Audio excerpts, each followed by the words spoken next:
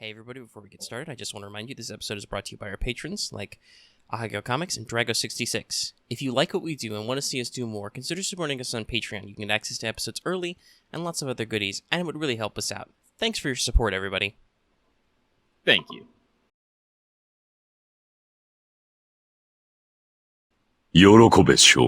That's right, everybody. It's time, once again, for Let's Talk FGO, the show that is all about Fate Grand Order, and the many, many things in it, around it, next to it, from it, before it. Waifus. I can talk of many other directional adjectives. Anyway, I'm gonna go ahead and let this go. With me is my co-host, Bread and Circus is Lucky. And I am everyone. The other host, who needs to introduce himself first. I am Surprise Gil, motherfuckers! Omega. That honestly did throw me for a loop for a second. I'm like, wait a minute. That's why I had to go second. Anyway. It had to be a surprise. It was a surprise. Anyways, everyone, I hope you are enjoying Fate Grand Order, aka Endless Rose Petals. And while we here at Studio Omega like to bring you the latest in FGO-related news and memes, we will be talking about current and future events for both the JP and EN versions of the game. So anyone not wanting spoilers should just go battle it out in New York.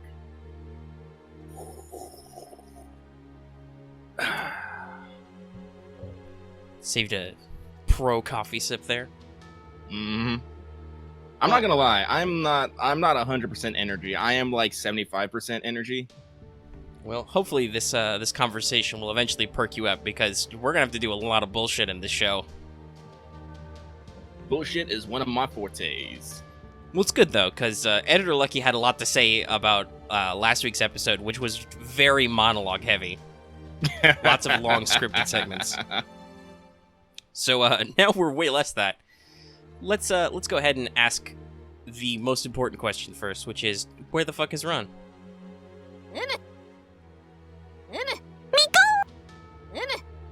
Alright, so that's it. That's all I got. He has not been around at all, so fuck him. All we want is, like, Umus and Mikons are more entertaining. Yeah, but we used to come up with better jokes, I think. I think actually hanging out with Ron killed our comedy in this, but at some point I'll be more creative. I feel like in the past couple of weeks, some of our longer-running segment notes have gotten a little haphazard, a little improv heavy. Yeah, I don't know. I just kind of maybe it's because we're just in a bit of a slow moment in a zone. You can't see me, but I'm doing vague arm-waving gestures to encompass the vagueness of where we are. Well, the view growth on some of the videos has been a little bit slower lately. I don't think they're hitting any lower necessarily than they should, but they have grown a little slower. I don't know if that's just because of scheduling delays and stuff. Hey, if you want to hear us talk more about general channel health and our lives and stuff, go check out What's Up. We do it every week, and that's one of the major things we talk about, besides just what we're doing this week, and then serious real-life shit. Actually, this week wasn't a lot of serious real-life shit. We talked mostly about books, games, and, just mostly books and games. A little bit of anime at the end. I'm okay with that, though.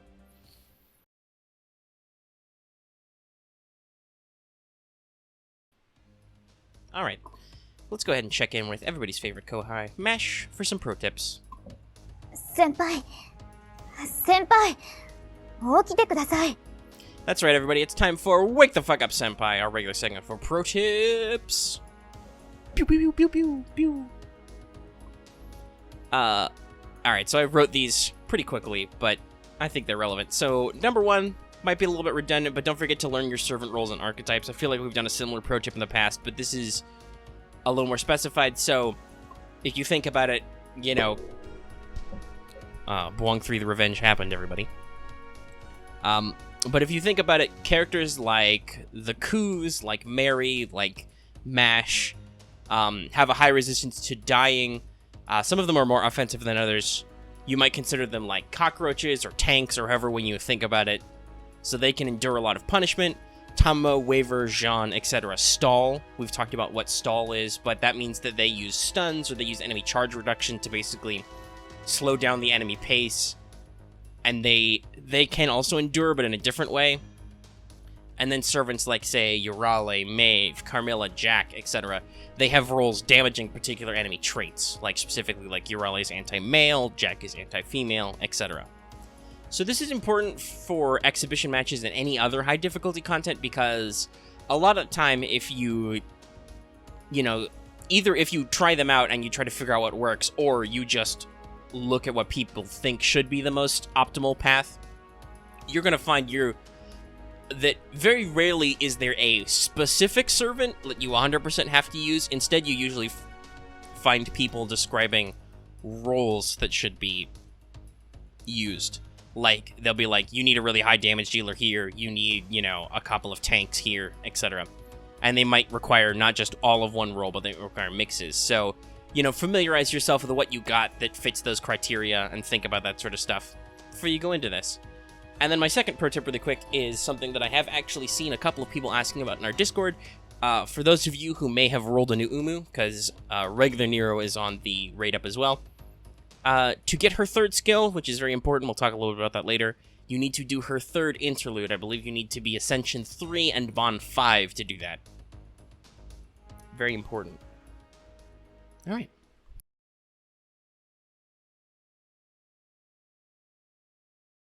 Well, these next two things are all written by you, Lucky, so why don't you go ahead and I'm going to take it away. in. Everyone, it is time for Records from the Throne, our regular achievement topic.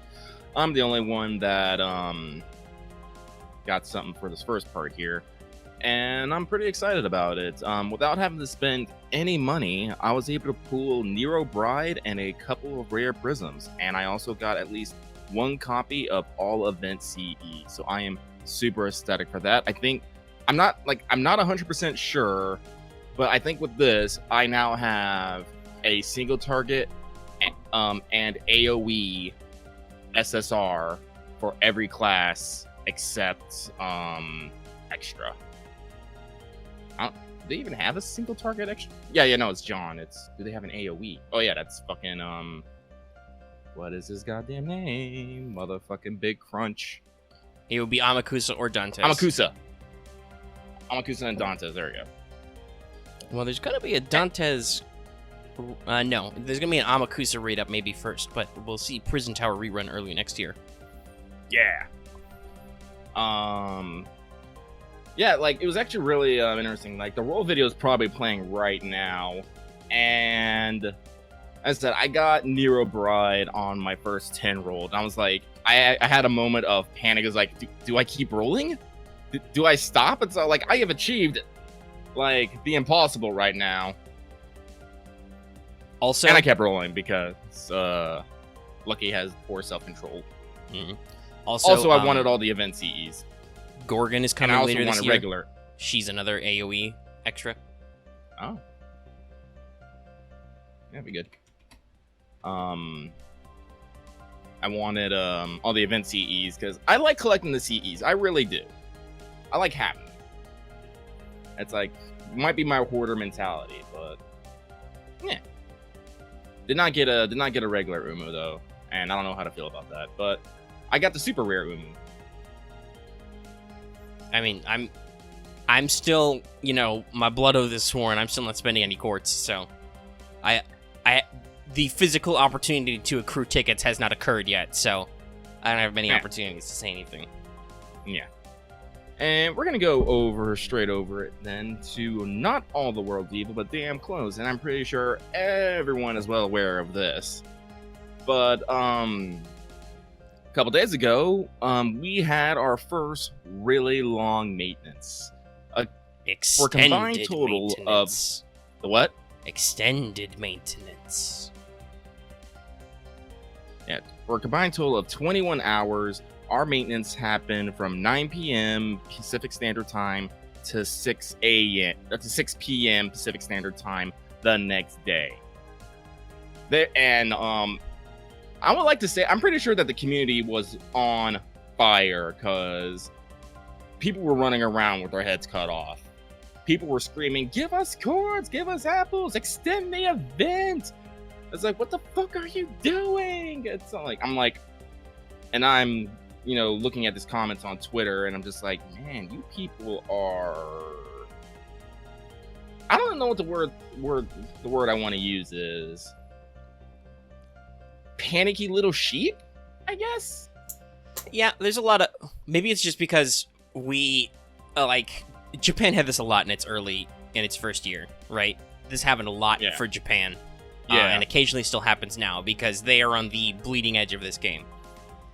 We haven't really had a lot of experience with that, so... This might just be the first time a lot of people were like this. And also, as dumb as it is, because it is dumb, in our vocal community, there is a certain amount of resentment or conspiracy theorism, right? There are people who feel quote-unquote shafted by a lot of the way rewards are distributed in the English version, so I think people have, like I said, I mean, we can say that the way social media, because we have criticized the way the English FGO social media is run it a couple times, but we can say that necessarily the actual localization team hasn't done a lot to alleviate some of these fears, like, in general, other than for events, because they've been telling you for a long time. There was that one time they said that they were concerned about it when the game started. Now it's like, guys, shut up. We've fixed it now. It's gonna happen. CCC will happen. Prisma already happened. Stop asking that question, please. People won't, because for some reason people only remember the first time you say something, and then when you change your opinion later, which you can do, humans are allowed to gain new information and process it and come to different conclusions.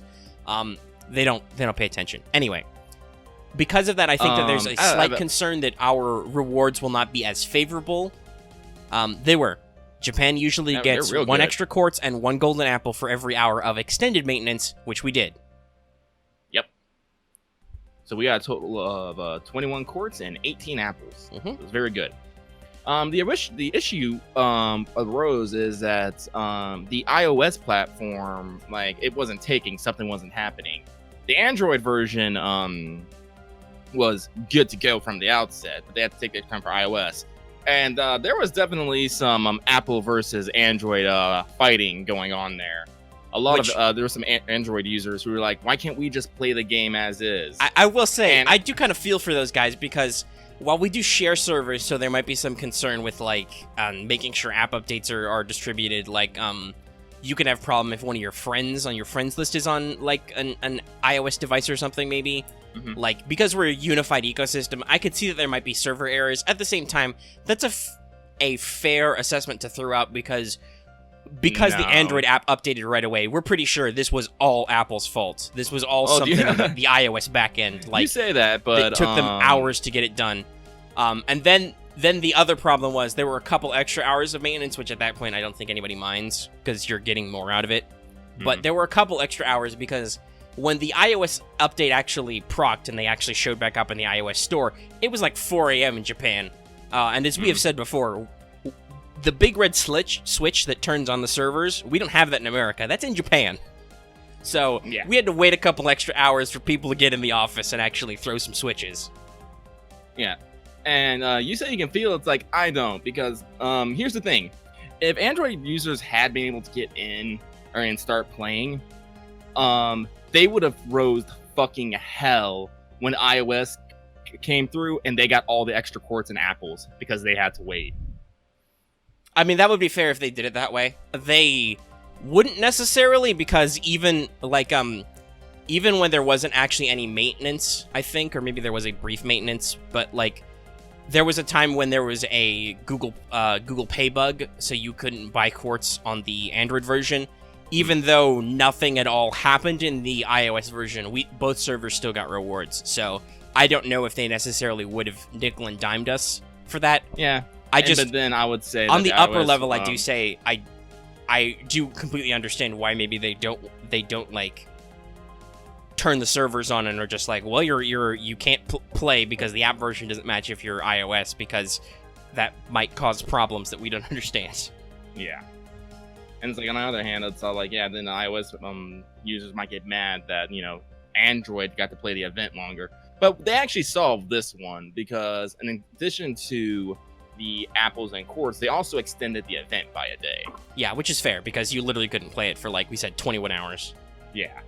People were barely able to save their login streaks. Oh my god, I had to like I don't mean to cut you off, but I do need to share this. I was like super furious because I wasn't mad about like, you know, maintenance or whatever, or like, well, yeah, that shit happened. I was mad because it was my fucking ticket day. Rip. And I had to go to work that night, which means I have to usually go to bed around like 3 to 4 p.m. and wake up at 11 p.m. For me, the login resets at 9 p.m. So either I had to like wake up super early, stay up super late, or somehow try to wake up in the middle of it to get my login rewards. I was able to set an alarm and actually get up at 8 and save my ticket and my streak. So I'm super thankful for that. But like at the moment, I was super stressed about that. Mm-hmm. Yeah, no.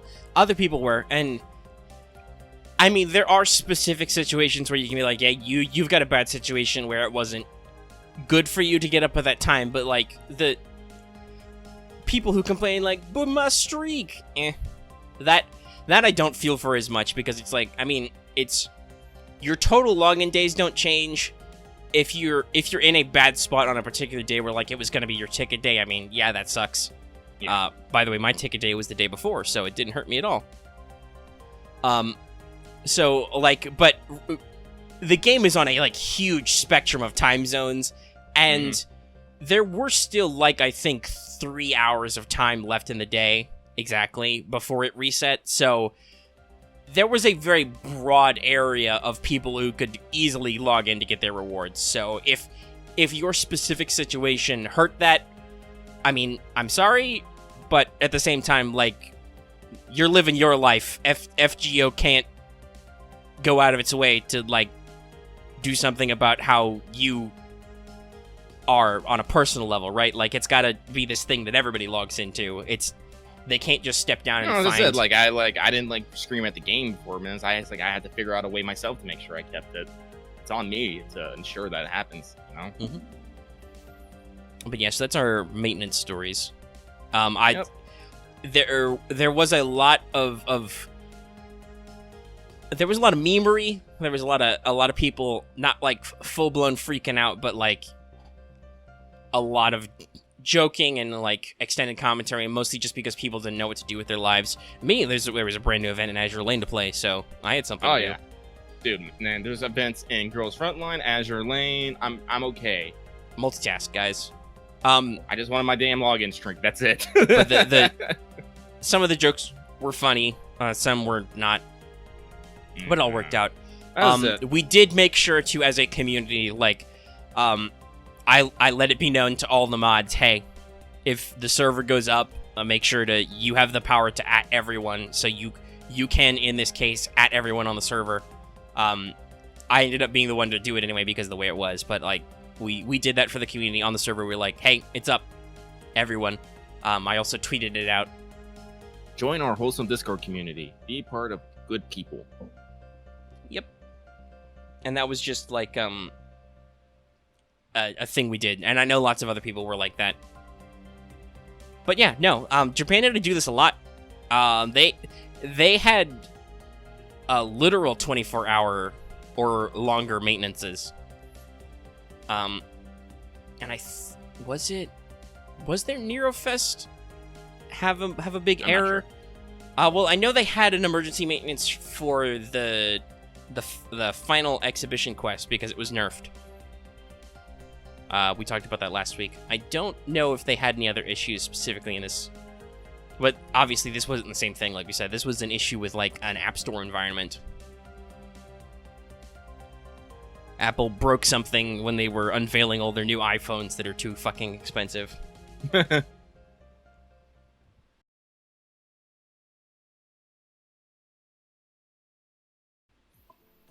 right, let's move on to news, shall we?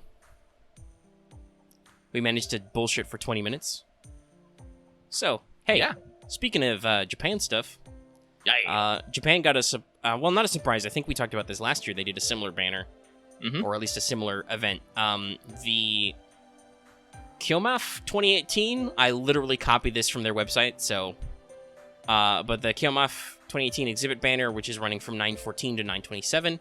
This is a Raiko Shuten Yagyu Munenori and Okada Izo banner, with Raiko and Shuten on rolling right up. People are super excited at this, though, more for the 3 and 4 star, because Izo is our only limited 3 star, so it's really good they brought him back already. Shuten also gets an NP rank up. I don't think it's an interlude, I think it's a rank up quest, which increases her base damage and now has enemies take increased damage from poison. Oh, bad. Or And- oh, good. Then the actual panel stream, they had a little thing. It was very brief, but they announced that Nerofest is now Gilfest. Battle in New York 2018. It will start right after F-Zero ends. And they showed off some key visuals and CE art, which I have passed to Editor Lucky that he can throw up here. And we appear to have Nero trying out her burlesque routine, and also Gil stealing Emiya's fashion sense. I'm okay with it. It looks real good. They're great CEs. It's just it took me a little bit to recognize it was Gil, because it's like this outfit design could be several characters. Well, I mean, it was it is interesting like that a it's I fucking think head. the only time they've, well, no, maybe there are some shots of him in like ancient Babylonian robes, but it's one of the few times Gil is not in his armor, but his hair is still up.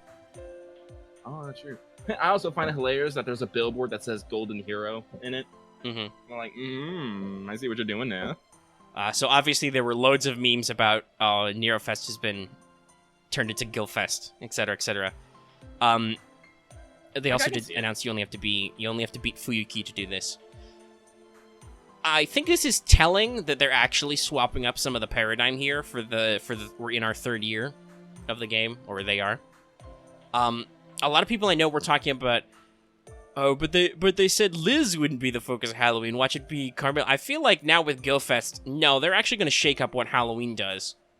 I'm okay with that. They might also shake up what Christmas does. Who knows? I mean, we had literally 3 years of Liz. It's okay to change. Yeah, no.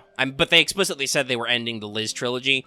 I feel like the fact that they have also, without much forewarning, ended basically the Nerofest trilogy also lets us know that they're not afraid to switch up some stuff and do something different. Nero's still a key CE, so I expect that this might be a plot point that Gil is stealing the thunder.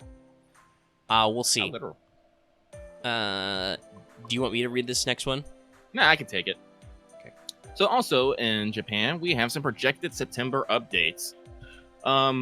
We also just have some apparent forewarning about some upcoming updates, and among them is you can now copy parties to blank setups and some new options.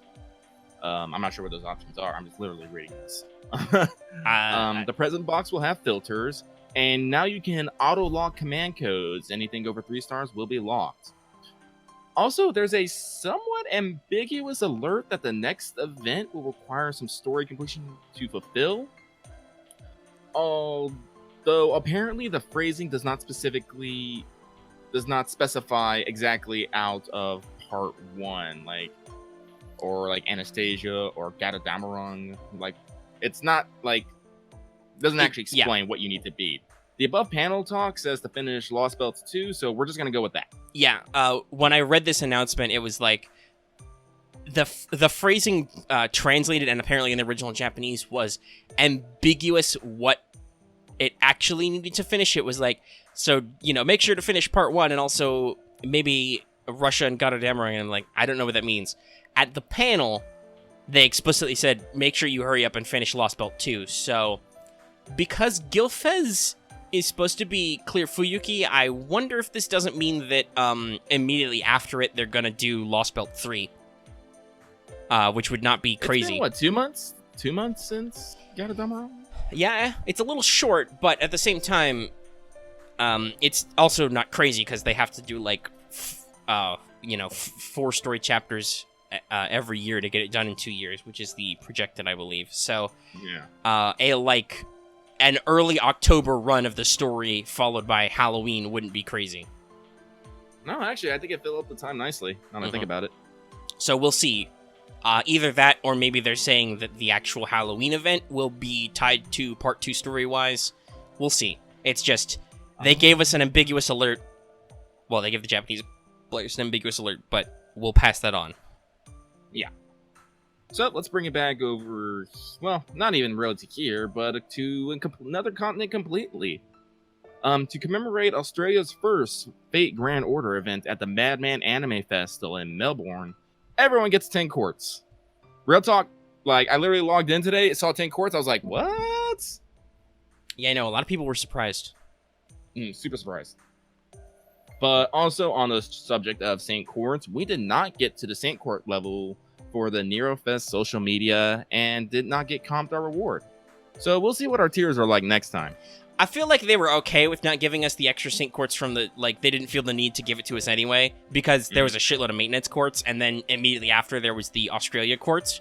So I don't think anybody's complained about it. I'm just interested to see what our social media campaigns will be like in the not-too-distant future.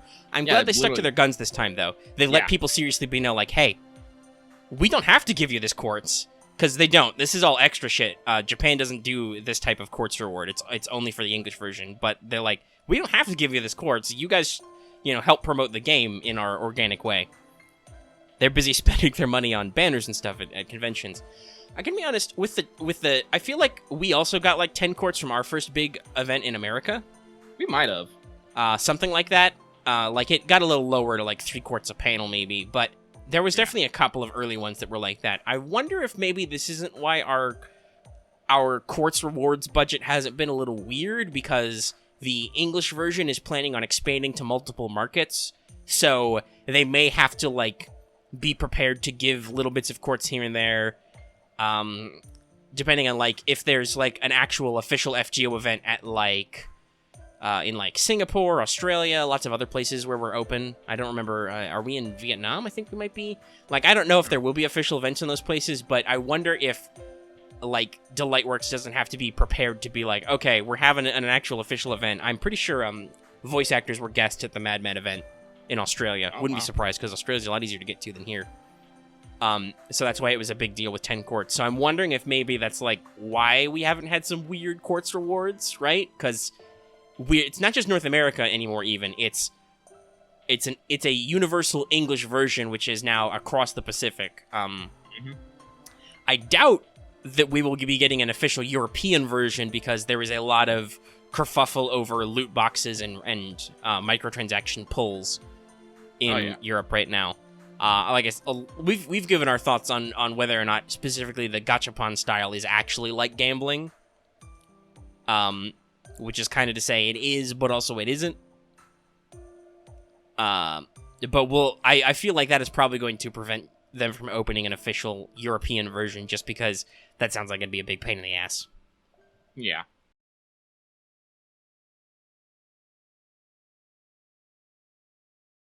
All right, let's move into Caldea Free Talk. Let's talk about Nero Festival First Impressions. Woo! So there's a really long intro cutscene, but it makes sure to show off all the upcoming teams. Every servants you see talking together will appear in a team comp at some point. Real talk, personally, I really enjoyed it. Like I like seeing servants act in a more slice of life moment, and it also tends to show off like who like tends to hang out with who. And like, what they kind of do around. Like you have all the coups together. You had Hans and Shakespeare together. You had Boudica and Emiya manning the kitchen. You had the Gorgon sisters and Asterios. I was like, oh yeah, this is cool. I like this. You had Vanilla Jean trying to hang out with Jolter, who's like, no, get away from me. And Amakusa's all like, there, and Gil's in the back like, oh my goodness, this is great. And then Dantes is all like, should I just burn? Dantes wants to see what the other Avenger is like, but then he sees Gil's and he's like, should I just get rid of this guy? I think it did good for a bit of character relation building. I was it's neat. It just takes forever. Was I gonna say anything else about that? No. I mean, that's all you wrote. It's literally all she wrote. All right. Sorry, I'm slightly distracted because I'm speaking of Jean, Gils, Dantes, etc. I'm running that quest over and over again to get petals. Oh my god. I'm not gonna lie, the first time I did it, I accidentally made a mistake in my setup, and I had to pop my command seals to not die. I am so shamed. Yeah, it's a pain. The Nerofest names return. Some of them aren't, I mean, they can be amusing, but some of them aren't super funny. Like, the descriptors for, like, in this quest I'm in right now aren't that impressive. Like, oh, Jean Alter is Saint of Fire. That doesn't seem super impressive. But, there are a couple I noted, in the Irene Nightingale Martha quest. Wyverns are called air ambulances. And then there's a team up with Mordred, Fran, and Jekyll, and Mordred is Juvie Crime Knight, and Fran is Bride Detective, which I thought was pretty cute. Low-key, Mordred Fran is my aesthetic. So, you wrote this down, Lucky. Yep, so this was something that, like, occurred to me at, like, 5 a.m. while farming. But, specifically when I was doing the, I don't know how to pronounce that, Aegean? Aegean. How do you pronounce that? Aegean. I might get cut out for me, so I don't know how he's saying it. But for that quest, that this event would have been much more entertaining if the regular quests had interesting mechanics to them. Just not to the degree that the exhibition matches do. Like, for example, like, during that particular quest line, if as long as Asterios was on the field, Eurale and Medusa had Invincible applied to them. You know, just little things that made you have to reconsider your immediate tactics of, I'm just going to buff up a couple servants and hit them with a Noble Phantasm. So on the one hand, I kind of agree. It would be more interesting if all the quests had something to them to be more interesting besides just, like, I'm sure there's going to be a couple incidents later, but the first Nerofest had a couple, like, gotcha moments where they were like, you know, like, we keep talking about that one Lancer dragon who just shocked the shit out of everybody. On the other hand, the primary quests are meant to be farmed a lot while they show up because they only are around for a little bit of time. So I can totally see why the game would not necessarily want to make them so they consume more time than they have to, because you're probably going to be running these a lot.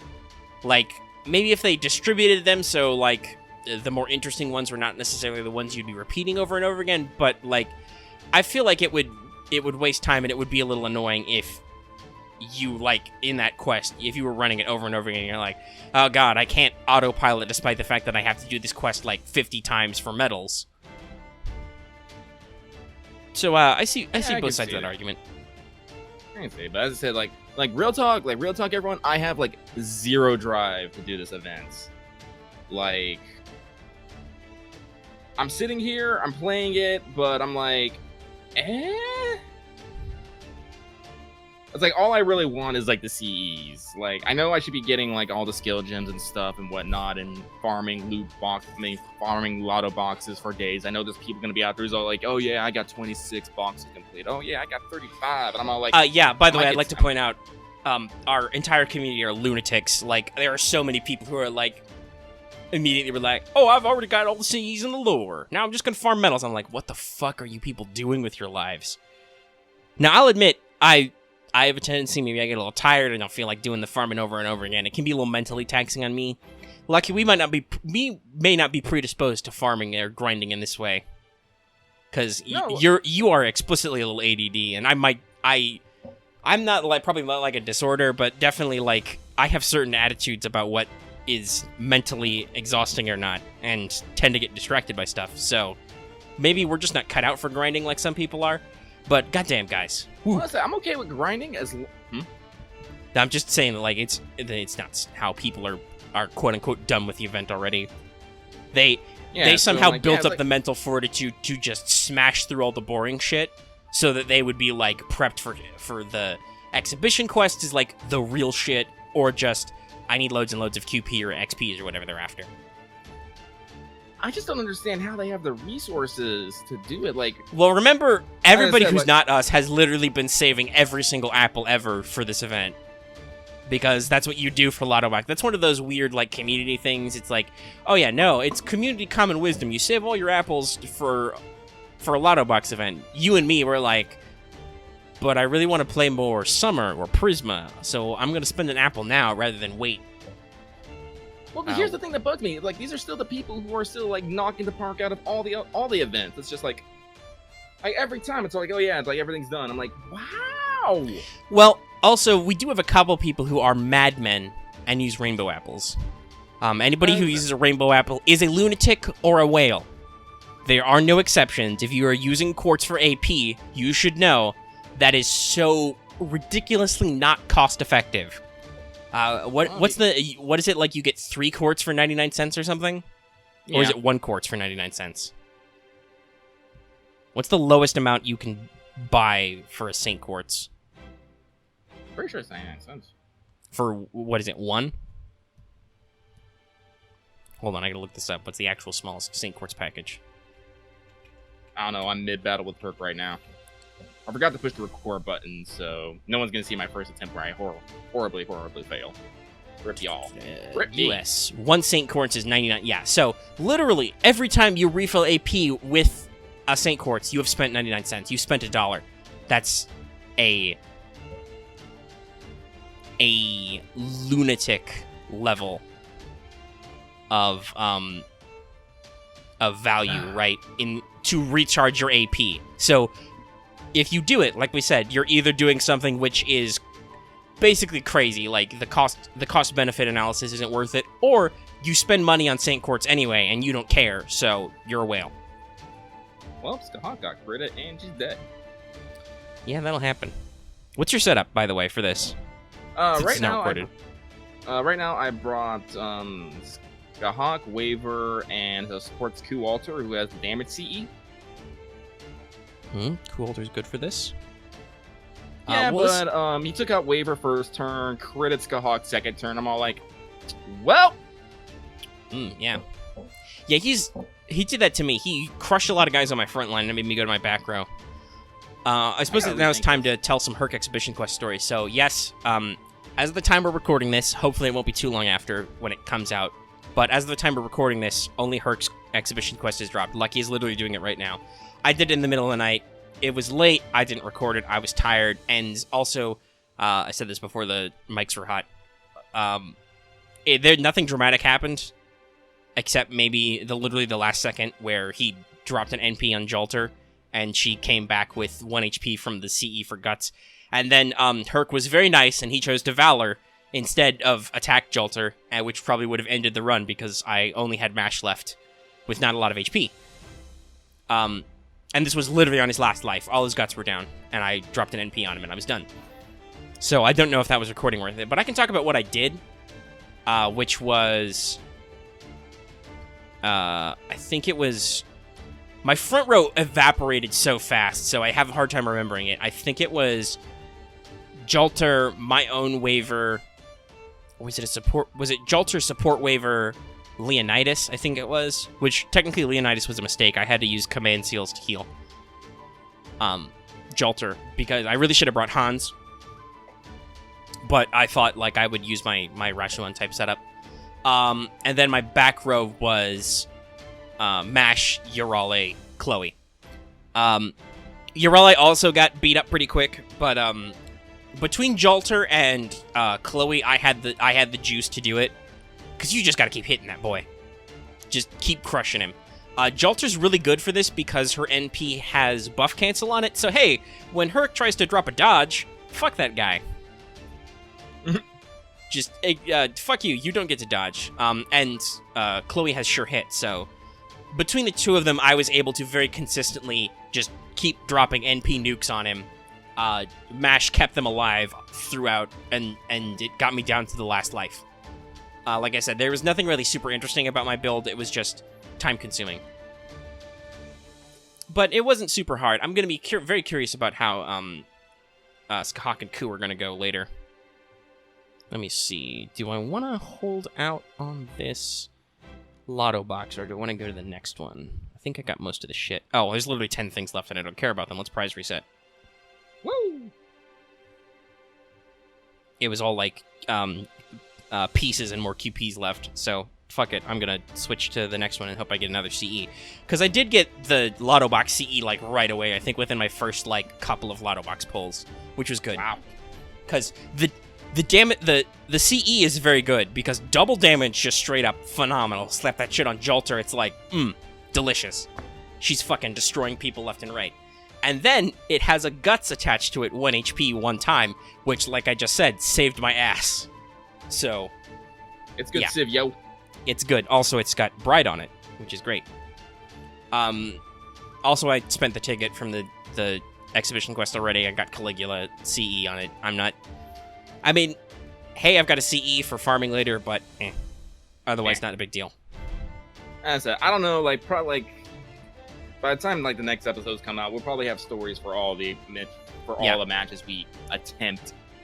And right I will try and record. I'm going to see if I can get a better I'm going to try the free trial of Reflector and see if I can get that to capture properly on my computer. If I can't, I will endeavor to record more of these in what I'm calling Shidioscope, which is the crappy recording that my machine does inherently. Because you've seen Lucky's phone captures very well. Yeah, that's like the actual like in-capture software. Like, I'm not using any. That's why it also has the black bars on the side, just because that's how the fucking aspect ratio of my phone is. Forever black bars. I can't do anything about it. It records cleanly. I'm thinking about using Reflector or something, but I'm right now. I'm way too fucking lazy. I'm sorry. So, like I said, I'm gonna, if I can't get it to, because I might not be able to with just the free trial, and however long that is to be able to get it to work right away, because I might have to troubleshoot shit and come up with like how to actually record it on my machine. And if that's too much of a pain in the ass, it'll be like, well, I'll just record it in crappy, because while I still get complaints from people, that doesn't necessarily hurt the view counts. People still watch it. They just yell at me that, oh, your video's really crappy. And I'm like, can you people not read? I know this. I know it looks bad. I've known it's looked bad for like a year, but I can't fix it magically. And don't expect any me posting any FGO videos, because I'm just gonna be literally putting them in the show video for some visual engagement. Mm-hmm. Which we got some, I guess, mixed response on. Some people were like, oh, it's neat. Other people were like, I don't really watch the video anyway. But you should watch the video, because holy shit, Editor Lucky. Editor Lucky is sassy, cynical, and is learning things here and there. He spit hot fire. Fire! Rip Reiko. I don't even know why I brought you. I don't know. Crits, I guess. You could crit a couple times and get the guts. Yeah. Oh, I should say, though, like, one fun fact, though, from the Herc story, though, is when I did bring Leonidas, I gave him Necromancy for extra guts. He did tank, like, he just took and guts to, like, 2 or 3 Herc hits. Just sucked him up. And I was like, well, you did something, boy. That's Necromancy's always worked out for you, hasn't it? Yes. Ever since I got it, Necromancy has been really good for me. It has consistently clutched for me multiple times. Usually when I do story content, it's Necromancy on MASH. And she just, oh, well, the boss has whittled me down to literally just MASH. Well, and then MASH just sucks up like five hits in a row. Guts, guts, guts, guts, guts, guts. Truly the most dependable Kohai. Yeah, MASH is great. I like her so much. She's so useful. I love her. Literally, I don't care if MASH is not S tier on all your ranking lists. Shame. Shame on all of you.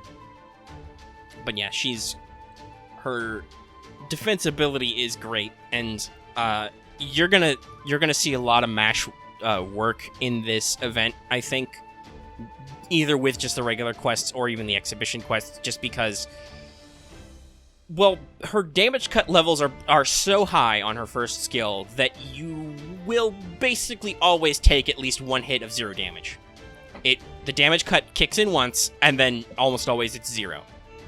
Unless they're like a really high attack servant doing like class effective damage, then maybe they do a little. But yeah, it so consistently for me is 0 damage. It's great. I'm not really sure what I'm gonna do with Skahak and Ku exactly. It's probably gonna involve my level 100 Mordred with a damage CE. And then I don't know, maybe I'll bring Jolter to do Dragon Witch, or maybe I'll scare up somebody on my friends list with like an NP5 Saber Altar, and hope they have a damage CE. I'll figure it out. There'll probably be a waiver involved in there too somewhere, just for NP charges and to try and stun and stuff. The main thing you need to know about, other than the fact that you probably should bring AoE so you can kill them both at the same time, the thing that really seemed to stick out about Skahak and Ku is just they're gonna spam their evade skills, so you probably want some kind of sure hit or pierce invul source, and other than that, just you need to be able to do big damage to both of them. So we'll see. We'll see how that goes, and like I said, I'll try and record it and post it as a separate upload. Or not. Like, the other thing I'm planning on doing to just briefly talk about the channel is, depending on whether or not we do stuff tomorrow, I'm planning on taking, like, maybe a full day off of recording stuff, just because we've been doing a lot of long recordings lately. These, you know, we're doing this show. We did a 2.5 hours What's Up yesterday, so we're doing this for, like, an hour. We may or may not do something tomorrow. Maybe. We'll see. We'll see. We'll see if everything gets sorted out.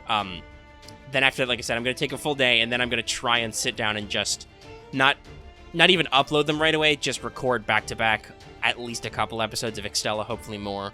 Like, we'll finish out Nero's route, and then I will slowly upload those over the next couple days. And that'll be kind of how to space that content out. Because those do pretty okay. And it's just, you know, a question of,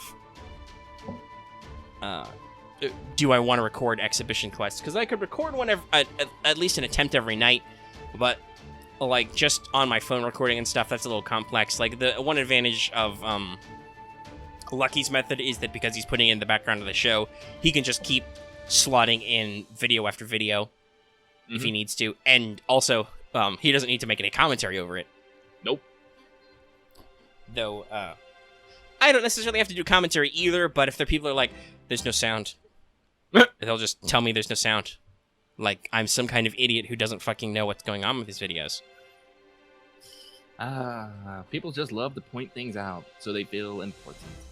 They feel like they learned something. And I'm like, I knew that shit before I walked in the room. Oh, and I'm dead. GG, Mash. Rip. You tried so hard. Alright, well, make sure to capture this time. Yeah.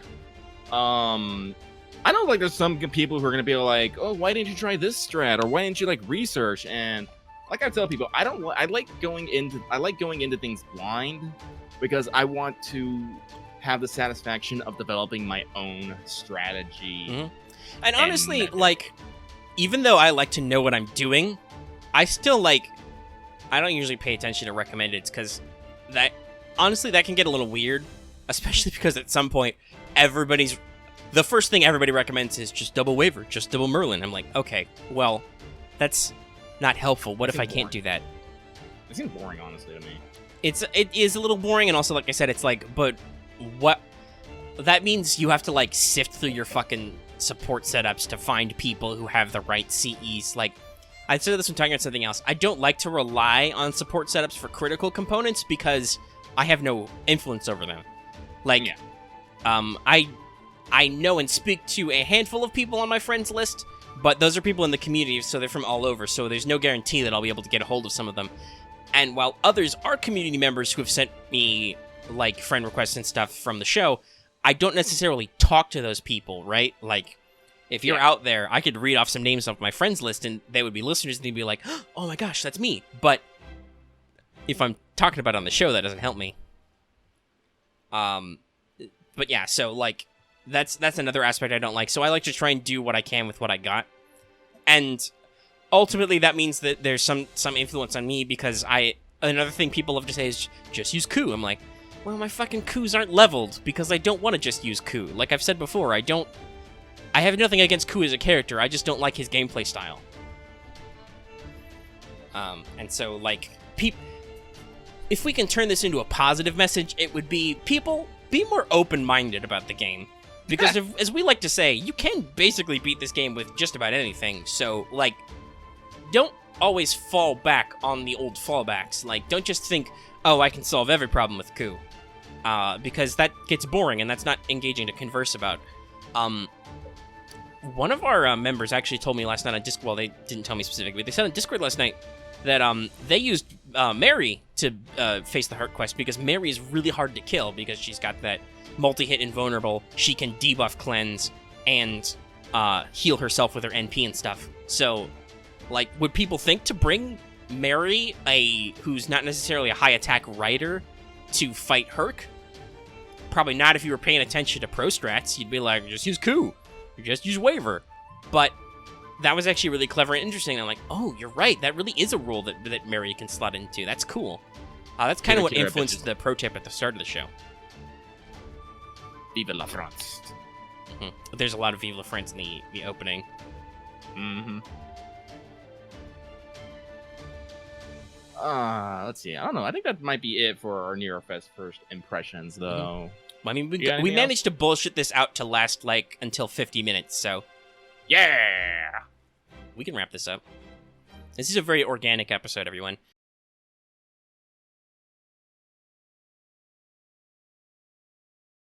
So, I didn't do a full... so you didn't get that 5-star. I just wanted to use an excuse to talk about Nero. Umus. By the way, Editor Lucky will not be doing subliminal Umu messages this episode, so...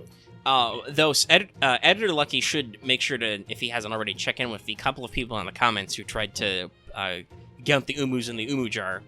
Oh, no, that's already... There's already a plan for that. Okay, good.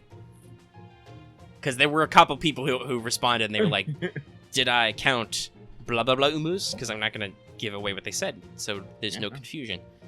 Editor Lucky has probably already let people know. Editor Lucky is on top of shit. Editor Lucky is a madman who has to be locked in the editing dungeon for our safety. Yes. He is not he is not trapped in there with you. You are trapped in there with him. Anyway, so let's talk about when Nero is good real quick. Yeah. So Nero is a quick arts buster saber.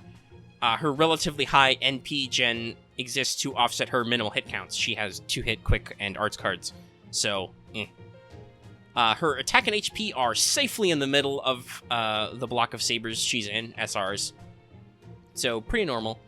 Her NP is an AoE arts, which inflicts 1 turn of defense down and has really only the 1 hit. So the primary virtue of Nero, besides the fact that she can NP AA chain, is that she's a big tank. Skill number 1, Migraine, is a 5-turn cooldown that is a 2k heal and is a increase to her mental debuff resist. A very solid move.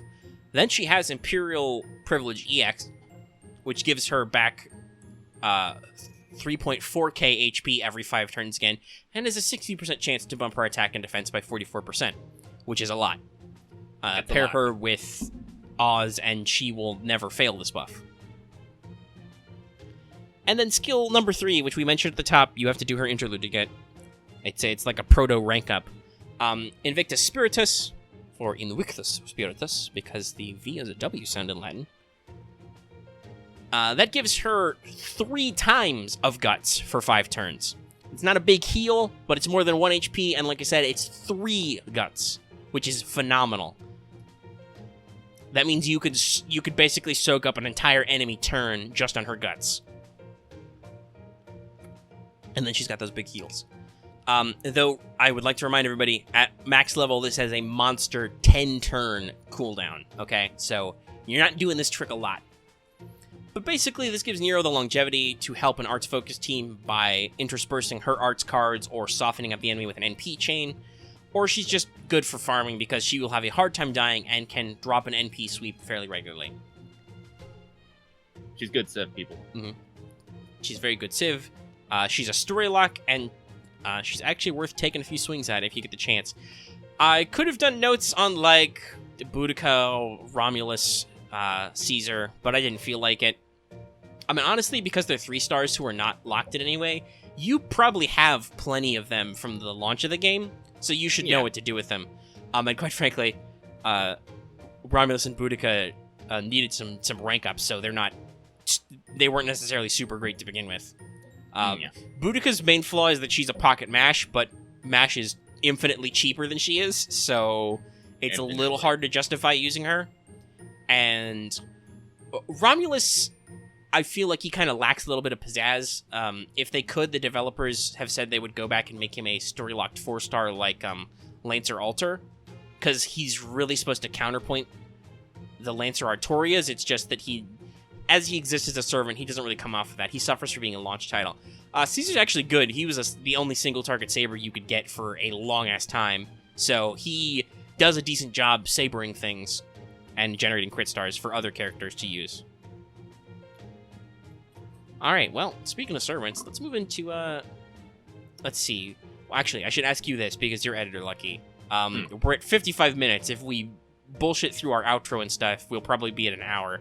Do you want to go ahead and wrap the episode up here, or do you want to spend an extra, 10 to 15 minutes on Servant Spotlight? No, I was actually excited because I actually had some other topics I wanted to bullshit a little about. Okay, so we can save our Servant Spotlight then. Yeah. I will announce, though, Matahari won the poll. Yay, next week. So next week we'll do Matahari. And also, speaking of polls, really quick, I want to touch on Teach Me Omega Sensei. That poll has concluded for this month. How do servants work? One, so maybe next week or the week after we will do that also. We'll move through and talk about the physical mechanics of what's going on with servants. I do want to point out that this poll consisted of only 3 of 7 possible votes. So people can really influence this stuff. If you're a patron at the 5 and up level, your vote does matter because, like I said, 3 people voted. This was decided 1-2. And if you're interested in signing up for a patron, you will definitely get your ability to vote out of that tier level. Just saying. So, Lucky, what did you want to talk about? So, I'm actually honestly thinking that, I was actually looking at it, October, I don't know what they're going to be throwing in there, but I don't know if I'm actually going to be rolling on a lot of stuff there, so I actually might take a few cracks at the story banner and see if I get lucky, actually lucky. Because, I still need more caster coups, I still need more caster kills, I still need, I want an Umu, I want regular Umu, I want my red Umu, and, there was something else, I can't remember, Bedivere. I want to try and get some Bediveres, so my good boy can get some goddamn MP levels. And I was, really thinking about it, I know people, it's all oh no, don't do it, there's so much, but honestly, I'm feeling pretty fortunate, and I think I'm gonna try sometime in October. I'm gonna set aside a budget. I'm gonna be all right, here comes the story rules. I think I might record it. Yeah, we've always talked about doing that as a show or a segment, once a month, dropping some quartz on doing a story banner rules and seeing what happens. When we talk about the story banner not being optimal, I mean, for 5 stars especially, it isn't, because there's such a large pool, it's hard to say whether or not you will get the specific 5-star you want without a rate up. That's just true in general. That doesn't even include story locks, so, eh. Yeah. So for lesser rarities, though, it can be interesting, and I think it's just a question of whether or not you're willing to spend the quartz on it. For most people, if you really want a specific servant, it's much better to wait for an appropriate rate up, but if your tastes are more broad, then the story banner is fine, because Lucky, you and I rolled on the story banner forever when the game started, because there was nothing else to roll on. Yeah. That's why I have an NP4 caster coup. Mm-hmm. I think I have but you haven't got caster gills yet, have you? No. Somehow he's managed to dodge me entirely. Yeah, it's probably good, because that guy should know I don't like him. So I feel I think there's enough in there for me to warrant rolling, because I can't remember with the story logs off the top of my head, but I do want Nero, I want caster coups, I want caster gills, I want Bedivere, and there's probably more in there that I'm just not remembering. Is Coup Alter a story lock? I forget. I believe so. I believe both Coup Alter and Maeve are story locks. Well, I got Maeve on a write up, so I'm not too concerned because about her, but I do want Coup Alter. He's in there. Both Lancer Artorias are in there, but I think you were a madman and got them both anyway. Yeah, I Vengeance rolled. for Alter anyway, and I think I got Lance or Alter on decent Camelot, yeah. On our actual story banner. Yeah. There are a couple. Maybe so we can... I think I'm gonna... Actually, here's a good question for our audience. Because we've talked about the story banner. Maybe next week, would you guys, or maybe whenever Lucky decides to do this, would you guys like a refresher on who's actually in the story banner and why it might be an idea to roll on it occasionally? Let us know. Yeah. Sure, I think we should just do that anyway. Because we could have a discussion topic on that. Yeah. Put it under Teach Me Omega Sensei. Oh, we could definitely Teach do us that. about the story banner. But there's another thing I wanted to talk about. Guys, fucking finally, we got the recording session with Voice of St. Courts done. Like, it was a long time coming, but we did it. It was great. It was the day that Voice did his D&D live stream, and he was like, "All right, I have like this much time between this much time, and it's not going to be 3 hours." Guess what? It was 3 fucking hours. And once again, it's his own fucking fault. Yeah, like I said, we really got it. Like, we don't. I don't think we've told him what the. I don't think we told him what the recording is on, and we have it. I'm gonna still keep it a secret because I found it. I don't think it's been publicly discussed. It was well. First of all, to let you guys know how long we've been planning this, it was something a fan mentioned to Voice while he was physically at Anime Expo. Yeah. That far back was when he had this idea, and he approached us, and we were just doing research and figuring out the right time to do it. And we talked about last week on What's Up. Well, yes, last week, about some incidents that happened trying to get it done. But, yeah, we finally got it recorded. Yes, it was 3 hours. He's going to cut some of that down. And it'd be really interesting to see. And, like, we definitely want it to be a surprise. I don't think Voice has explicitly said what it's about either, so we'll keep it that way until it drops, because I think it will be more interesting and impressive that way. But I wanted to say, like, this time recording, like, first time I recorded with him, I think a lot more things were kind of up in the air. Things weren't as organized. This time, though, I feel like things are a lot better. I think the audio quality is better. He said, like, the way that we talked to each other is okay. Like, because basically what we would do is, Omega would state some facts. I would make a suggestion on how things would turn out, and then we just kind of go a little bit back and forth on the results, and then come draw a conclusion from that, and then go on to the next one. Mm-hmm. Like, there wasn't really anyone talking over anyone. I mean, there was a little bit, because that's just how conversation is. But it felt like a very solid recording, and I'm like super excited to see how it turns out. Yeah, it was very ordered. I did a lot of talking. That was by Voice's insistence. He said that, because I took the notes, it was like he organized his own outline of the recording but it was based on the original materials we did. But everybody was referring to the notes I took, so there was very much a like, okay, Omega, you took these notes. Do you want to go down and do? And okay, I'll do it. So I did spend quite a bit of time talking, and I'm hopefully that comes across okay. But yeah. That was decided by the group that I would be exposition man. It was good. I liked it. It was fun. Hopefully it won't take as long. Voice said that because the audio quality is a lot better, that it's not going to take as long to edit. So hopefully we'll see a turnaround in like next couple weeks, next few weeks. Yeah, I don't know. He's I know he's working on a Nerofest video. Oh yeah, that might be dope. Is that? But it's on his to-do list. Yeah. To do. But it's, we got the thing going. So that's cool. Yeah, let's get us, like, how many subscribers did we get from, like, our last collab? Didn't we get, like, over 300 or something? Yeah, something like that. Let's hope this is another big number. We're at, like, 920 subs right now. We've kind of slowed down. We've slowed, I mean, it's a steady influx, but it's back to the way it was for a long time, which was we get, like, especially a certain few subs a day, but generally we get a couple every time we post a video, which is okay, but slow.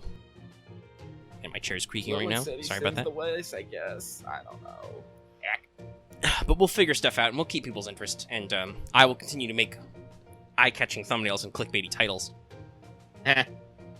But we're at over an hour, so I think it's about time to wind on down. Oh, yeah.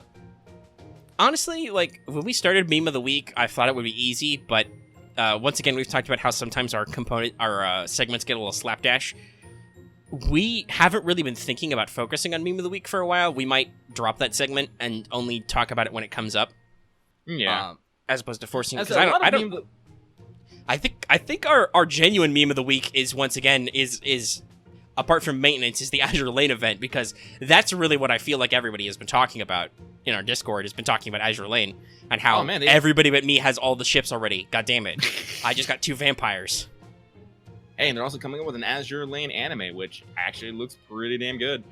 It's hilarious though, because that preview came out before our episode has dropped publicly, where we ask the question, how big are the fucking ship girls? I think the anime sorts it, but raises more important questions. Like, the ships are really huge in the anime preview. They're not that huge in... Oh, actually, yeah. Axe just reminded me. That's really good. I'm glad we have patrons live for this. We completely forgot to talk about... Editor Lucky was on the ball. He managed to slip in that between the time we recorded the episode and posted the episode, Lancelot got animation updates, which was slightly delayed. And I should have written it down at the time, but immediately, because that changed Lancelot's sprite, there are a lot of gags about Lancelot holding hands with people going out around. Oh yeah, I remember specifically because it was Lancelot and then Hassan, and the way that Hassan has his hand up and Lancelot has his hand back. It's like they're holding hands. I'm like, there are a couple of other edits that are like that too. But yeah, no. So like, yeah, that is a thing I talked about. But at the same time, like, I forgot about it just as easily, so it's not a huge deal. But like we said, we might unfocus that a little from being a required segment every week. Like, as I said, this ain't on the fault of the community, but like, as I said, like, I don't pay attention to the Discord as much as I do, and that's where a lot of meme of the weeks is just like things that the community comes up with or like focuses on. And as I said, like the past 2 days, I don't think I've actually looked in our community Discord. I've just been, well, for one, I just got Shadow of the Tomb Raider, so I have been getting my lore cropped on in some tombs and shit. And as I said, I've been playing 3 gacha games, work week. I gotta I don't have I am a busy man. Honestly, while I camp out in the Discord a lot, I don't necessarily engage all the time because we've got a big enough community that shit tends to fly by. Oh yeah. And just I will post helpful notes, or if I spearhead a discussion, I will do so. But if people are just chatting back and forth with each other, then there's no requirement that I get involved just because I'm big bad admin man. So yeah, like we said, meme of the week is fun, but I feel like we may have tried too hard to force it, so let's not force it. That seems fair. All right, let's go ahead and wind down the episode while presumably Lucky can't hear me. Oh, well, it's vanished entirely from the outline. Oh no. It is now gone. Forever and ever and ever. Hold on, what time code was that at? Okay, hold on, I'm gonna put some reverb on that in the future. If I can remember to write that down. That was at about 1:07. Or 1:07, I should say. I'll find it in the backlog. You probably already... once again, the beauty of audio editing, you guys have already heard the joke that I'm about to make, and now I'm talking about it in the past, but I'm not going to cut this out, and neither is Editor Lucky. Anyway, let's wrap up the show. If you like this video, go ahead and give it a like. If you have any comments about anything we've said, go ahead and leave those in the comment section down below. You can also, as we've said, join our Discord. That link is in the description. We've got a lovely, expansive community, maybe dozens of active posters, quite a few people steadily posting, so you can get all kinds of help and discussion and other stuff on a variety of topics there. If you have not already, please subscribe, and even if you are already subscribed, don't forget to hit that bell for notifications, because then you always know when we post an episode. You can also keep track of our episodes by supporting us on Patreon. You can access episodes early, including our major podcasts like Let's Talk FGO, like What's Up, in audio format, downloadable for just $1 a month, right away as soon as they're edited. Like, if you ever are curious about what's the most prompt way to get our content, it's audio right now, which is just $1 a month, like we said. And, so, let's see, next week, When does the Gil Festival start? It'll be... I didn't write down the date, but it's in the actual information. Cool. So, let's see. It starts in about 3 days. It starts on the 19th. So, that'll be the middle of next week. So, we'll definitely talk about whatever the hell the Battle of New York 2018 actually turns out to be like. We'll talk more about exhibition quests, I'm sure, in Nerofest. We may have more funny jokes to share about those quests. Yeah. We've talked about getting voice on for an episode or two in the not-too-distant future. We'll see how that shakes out. And obviously, we've mentioned we're probably going to do Servant Spotlight on Matahari and maybe teaching Omega Sensei. Mm-hmm. So, we'll see you guys in the next episode.